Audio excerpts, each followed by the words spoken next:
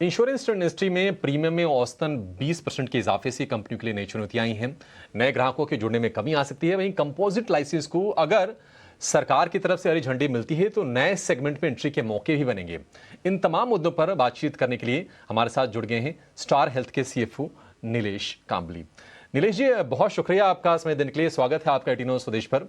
सबसे पहले सर, हम आपसे ये जानना चाहेंगे कि औसतन करीब करीब प्रीमियम में 20% के आसपास का इजाफा रहा है, तो इसको लेकर रिस्पॉन्स कैसा है और क्या आपको लगता है कि इसका रिन्यूअल पर वॉल्यूम के हिसाब से या फिर वैल्यू के हिसाब से कोई असर आएगा? हमने जो प्राइस इंक्रीज लिया था अपने फ्लैगशिप प्रोडक्ट में which is family health optima, उसमें हमको 25% का हमने प्राइस हाइक लिया था। और जो हमारा एक्सपेक्टेशन का था कि कुछ पॉलिसी होल्डर्स जो है वो पॉलिसी रिन्यू नहीं करेंगे, around 2 to 3%, that is taking place. So जो ओवरऑल रियलाइजेशन है हमको, जो हमको वैल्यू और वॉल्यूम ग्रोथ एक्सपेक्टेड था, उस हिसाब से ही हमारी वैल्यू और वॉल्यूम ग्रोथ आ रही है for family health optima product. तो ओवरऑल जो हम 18% ग्रो कर रहे हैं, उसमें around 60 to 65% is value growth and 30 to 35% is volume growth for the current 6 months period. ठीक है, तो कामली जी ये बताइए, आपके जो पहले जो लॉस रेशियो का जो गाइडेंस था वो 63 से 65% का था, और हम देख रहे हैं कि फीवर या फिर रेस्पिरेटरी जो डिजीजेज हैं वो बढ़ रही हैं। तो क्या आपको लगता है कि ये जो गाइडेंस है इसको थोड़ा सा एक्सीड करना पड़ेगा या फिर इस पर आप अभी इंटैक्ट रहेंगे? हमने जो सितंबर अक्टूबर में देखा था कि जो ये इम्पैक्ट ऑफ डेंगू, मलेरिया और ये फीवर और इन्फेक्शियस डिजीजेस होते हैं, उसका इम्पैक्ट थोड़ा सा ज्यादा था। तो हमने ये कहा कि जो हमने प्रीवियस गाइडेंस दिया है उसके थोड़ा सा ऊपर हमारा लॉस रेशियो हो सकता है। हमने कोई नंबर दिया नहीं है अभी, since we are in the middle of the year. थोड़ा सा नवंबर में हम रिडक्शन देख रहे हैं, and we are hopeful that it should be slightly good compared to the guidance. ठीक है नीलेश जी, एक और आपसे जवाब चाहेंगे।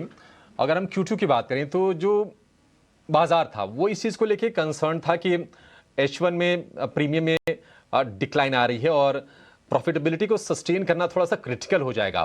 आप सिनेरियो को यहां से किस तरह से देख रहे हैं? नहीं, what we doing is agency business जो है हमारा मेन स्टे है, बट हमने डिजिटल और बैंक एश्योरेंस चैनल जो होता है उसमें काफी इन्वेस्टमेंट करा है। हमने रूरल में 750 के ऊपर ब्रांचेस ऑलरेडी खोले हैं।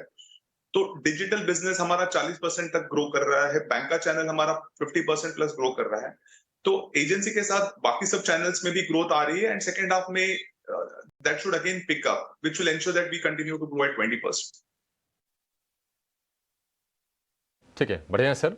सर, एक और चीज़, अगर हम कंबाइंड रेशियो की बात करें तो ये थोड़ा सा और ख़राब हो गया Q2 में और ये 99% पर पहुंच गया, जबकि आपने जो गाइडेंस दिया था वो था 95% का। तो आपको लगता है कि जो आपने जो गाइडेंस दिया था उसके आसपास के आंकड़े आएंगे और यहां से थोड़ा सा सुधार देखने को मिलेगा? हमने जो गाइडेंस दिया है 93 to 95% जो हमने पहले दिया था, वो पूरे साल का होता है। क्वार्टरली थोड़ा सा ऊपर नीचे होता है जनरली। Q2 उसमें ये डिजीजेस, एपिडेमिक्स और ये फीवर, इन्फेक्शियस डिजीजेस के क्लेम्स आते हैं, तो Q2 थोड़ा सा एलिवेटेड ही होता है। Q4 जनरली अच्छा होता है। लास्ट ईयर भी हमने देखा था Q4 हमारा सबसे बेस्ट था। तो हमने कहा है कि हम कोई गाइडेंस देंगे नहीं फिलहाल, but we are working towards the loss ratio and expense ratio for the company. Second half में हम एक्सपेक्ट करते हैं कि थोड़ा सा इंप्रूवमेंट होगा, बट हमको पूरे साल का कोई फॉरवर्ड लुकिंग गाइडेंस देना नहीं है। नीलेश जी, एक आखिरी सवाल। कंपोजिट लाइसेंस को लेकर काफ़ी चर्चाएं हैं, और मान लीजिए कि नियमों में अगर बदलाव होता है और अगर ये हकीकत बनता है कंपोजिट लाइसेंस, तो आप कौन से सेगमेंट पर नज़र बना के चल रहे हैं और आपको अवसर किस तरह से दिख रहे हैं? कंपोजिट लाइसेंस का अभी फिलहाल कुछ है नहीं जो पार्लियामेंट में पास होना है उस बिल को। हमको लगता है कि अब इलेक्शंस के बाद ही आएगा, और उसके बाद भी उसमें काफी सारा टाइम लगेगा रेगुलेटर को एक्ट इम्प्लीमेंट करने में। तो ये करीब 3 से 4 साल तक का टाइम ले सकता है। लेकिन अगर आएगा, और जब भी आएगा, हम कॉन्फिडेंट है कि प्रोटेक्शन प्लान, जो टर्म प्लान होता है, उसमें हम अपने कस्टमर्स को सेल कर सकते हैं along with health insurance plans. ULIPs में हमको कोई इंटरेस्ट है नहीं अभी, but we'll evaluate it whenever it comes, but it will be definitely helpful to our customers whenever it comes. ठीक है नीलेश जी, बहुत शुक्रिया आपका समय देने के लिए और विस्तार से कंपनी के नतीजों और आगे की जो योजनाएं हैं उस पर बातचीत करने के लिए। स्टार हेल्थ, विनीत सर, एक बार इस पर आपसे हम यूँ चाहेंगे, क्योंकि प्रीमियम बढ़ गए हैं, नए सेगमेंट्स इमर्ज होके आ रहे हैं, आप किस तरह से देख रहे हैं कंपनी को और क्या यहाँ से निवेश के लिहाज से ये ठीक एक स्पेस आपको लग रहा है? नहीं, स्पेस तो डेफिनेटली ठीक है, लेकिन हमें थोड़ा ना कंसर्न्स है स्टार के ऊपर, क्योंकि इन्होंने जो 20% आरओई, 20% ग्रोथ विद 200% सॉल्वेंसी का जो बात किया था, वो अभी इनके गाइडेंस में नहीं दिख रहा है।